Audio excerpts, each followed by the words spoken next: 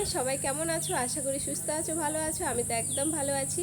আর কাকুলি ব্লগসে আরও একবার সবাইকে স্বাগত জানিয়ে আজকে ভিডিও শুরু করছি। তো দেখো, একদম সকাল সকাল আজকে রেডি হয়ে নিয়েছি। কেন বলো তো? চলো তোমাদেরকে বলছি। সবার আগে বলে দেই যে আজকে রথযাত্রা, তো সবাইকে জানাই রথযাত্রার অনেক অনেক শুভেচ্ছা ও অভিনন্দন। তো দেখো, একদম সেজেগুজে রেডি হয়ে নিয়েছি রথযাত্রা দেখতে যাব বলে।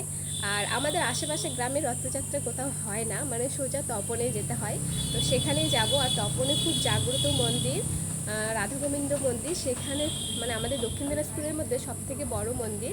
তো সেখানেই যাব আমি, মা, বেটু আর বাবা আর দাদা, ওরা পরে যাবে। তো যাই হোক, দেখো একদম সেজে গুজে নিয়েছে। আর আজকের লুকে যে হোয়াইট, সব কিছু সাদা, কারণ মন্দিরে যাচ্ছি তো সাদাটাই আমার মনে হয় বেস্ট। তো সেই জন্য সাদা কালার ড্রেস পরে নিয়েছি। আর এদিকে কিন্তু দেখো আমাকে কেমন লাগছে সাদা কালার ড্রেস পরে, অবশ্যই কমেন্টে জানাবে। আর বেটু ঘুমিয়েছে, বেটু ঘুম থেকে উঠলে ওকে উঠিয়ে নিয়ে জামা পরিয়ে দেবো আর একদম চলে যাব। তো দেখো, আজকে আমরা কিন্তু গাড়িতে করেই যাব, আমাদের বাড়ির গাড়ি নিয়ে যাওয়া হবে না, বাবা আর দাদা যাবে বাইকে। আর যাই হোক, চলো আজকে ফুল ব্লগটাই তোমাদের সঙ্গে শেয়ার করবো, পুরো দিনটাই, আর কোথায় যাচ্ছি কী করছি সমস্তটাই। আর রথযাত্রা আর রাধা গোবিন্দ মন্দির, এই দুইটাই যদি তোমরা দেখতে চাও তো অবশ্যই ফুল ভিডিওটা কন্টিনিউ অবধি প্রথম থেকে দেখতেই থাকো, ঠিক আছে? তো চলো বেশি বকবক না করে এখন বাড়িতে যাব আর একদম রেডি হয়ে। দীপ, কোথায় যাবা তুমি? ঘুরু করতে যাবা? কোথায় যাবে? মেলা যাবে? মেলায় যাবে? ও, মেলা যায় কি নিবে? কি নিবে? জিসিবি। বেটুর বায়না যে মেলাতে গিয়ে টোটো গাড়ি নেবে, জিসিপি নেবে, লরি গাড়ি নেবে, মানে ছেলেরা সবসময় কিন্তু গাড়িটাই বেশিরভাগ পছন্দ করে। তো সেই জন্য ও শুধু গাড়ি নিতে চায়। আর ও বলে আমি মেয়ে না, আমি পুতুল নিব না, এরকমটা। তো দেখো, আমরা তিনজন মিলেই যাব।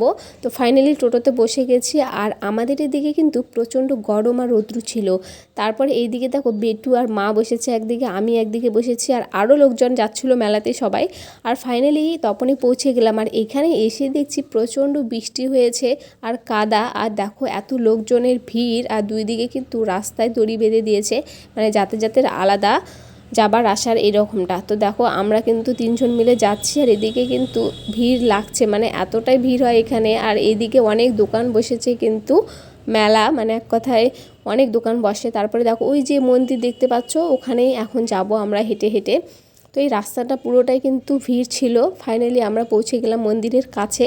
আর এসেই দেখো, এই যে মন্দিরটা খুব সুন্দরভাবে সাজিয়েছে দেখো, আর খুবই সুন্দর কিন্তু। আর উপরেই কিন্তু সব ঠাকুর আছে, তোমাদের এর আগের ভ্লগগুলোতে দেখিয়েছিলাম, এই মন্দিরে আসছিলাম এর আগে। তো যাই হোক, এইদিকে কিন্তু আমি একটু ক্যামেরা করে নিলাম। আর লোকজনের প্রচণ্ড যা ভিড়, কি বলবো, ভালোভাবে ক্যামেরাও করা যাচ্ছিল না। তো এদিকে মা আবার বলছিল চল চল তাড়াতাড়ি করে, আরও জাম লেগে যাচ্ছে। তো এখন মা আর আমি যাব সবার উপরে যেখানে ঠাকুর আছে। তো এখানে দেখো, ঠাকুর দর্শন করার জন্য সবাই লাইন দিয়ে দিয়ে যাচ্ছিলো এরকমটা। আর এখানে কিন্তু ভাগবত পাঠ হচ্ছিল, নাচ গান এরকমটা হচ্ছিল। তো দেখো কীর্তন, সবাই কিন্তু নাচ করছে, সেগুলো একটু ভিডিও করলাম। তারপরে না একটা পুলিশ দিদি এসে বলল যে সেরকমভাবে এখানে ক্যামেরা করার কোনো নিয়ম নেই, তো ক্যামেরা করো না, তার মধ্যে ভিড়ের মাঝে মোবাইল হয়তো হেরে যাবে এরকমটা। তো এখানে দেখো ঠাকুর দর্শন কত ভাগ্যে হলো, ঠাকুর দর্শন করার পরে এখন আমরা যাব নিচে। আর দেখো কত ভিড়, কত লোকজন, এখন আরও ভিড় হয়ে যাচ্ছে। তো এখন আমরা সিঁড়ি দিয়ে নামছিলাম। আর দেখো এই যে রথগুলো যেখানে রাখা হয়েছে সেখানে এখন যাব। তার আগে দেখো উপর থেকে ভিডিও করছি, তো নিচেতে কত লোকজন, খুব সুন্দর লাগছে কিন্তু দেখতে। যাই হোক, এদিকে তিনটা রথ আমাদের রাধা গোবিন্দ মন্দির, আর আমাদের দক্ষিণ দিনাজপুরের মধ্যে প্রথম স্থান করেছে এই মন্দির। আর দেখো কত লোকজন আসে, তাহলে তো বুঝতে পারছো তোমরা। তো এখানে কিন্তু সুতো পেতে দিচ্ছিল, আর প্রণাম করলাম, মা বেটুকে প্রণাম করে নিয়ে যাচ্ছিল। তো আমি ভাবছিলাম যে আমি একটু প্রণাম করে দক্ষিণা দিলাম, তারপর ফুল বেঁধে দিলাম, আর এদিকে হাতে সুতা বেঁধে দিল আমাকে।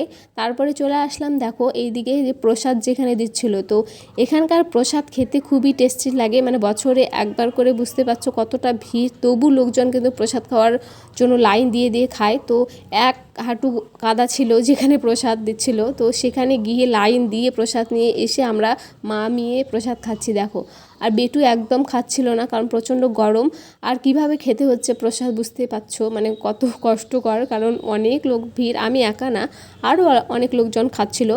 তো তারপরে এখানে এসে আবার দেখা হয়ে গেল আমার মামার মেয়ে, তারপরে মামি, বোন, ছোটো বোন, ভাই সবার সঙ্গে। তো দেখো এইদিকে কিন্তু মামি এসে প্রসাদ পেয়ে খিচুড়ি খাচ্ছিলো, আর এইদিকে বোন ভাই সবাই মিলে আমরা কিন্তু খাচ্ছিলাম। এইদিকে অনেক লোকজন খাচ্ছিলো। যাই হোক, এখানে প্রসাদ খাওয়া দাওয়া করার পরে আমি একটু ভিডিও করে নিলাম। আর এইদিকে দেখো আমার পিছনে যে আছেন সেখানে কিন্তু রান্নাবাড়ি চলছিলোই, মানে সকাল থেকে রান্না হয় রাত্রি পর্যন্ত, আজকে সারাদিনে খাওয়াই। আর এতটা ভিড় বুঝতেই পারছো।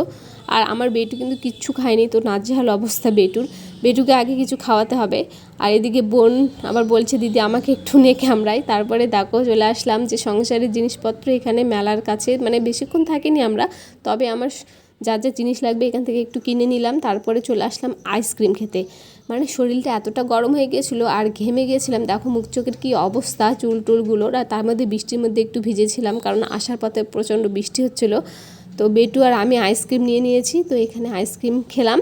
আর তারপরে বেটুকে কিছু খাওয়াতেই হবে, আর না খেলে হবে না, কারণ ও কিছু খায়নি। তো বেটুকে এখানে খাওয়াতে বসালাম। আর এইদিকে বাবাও আবার ফোন করে বলল যে বাবা আসছে, তো তার জন্য আমরা দেরি করলাম। যাই হোক, বেটুকে এখন চাউমিন দিয়েছি, তো ও বলছে মা আমি একাই খাবো।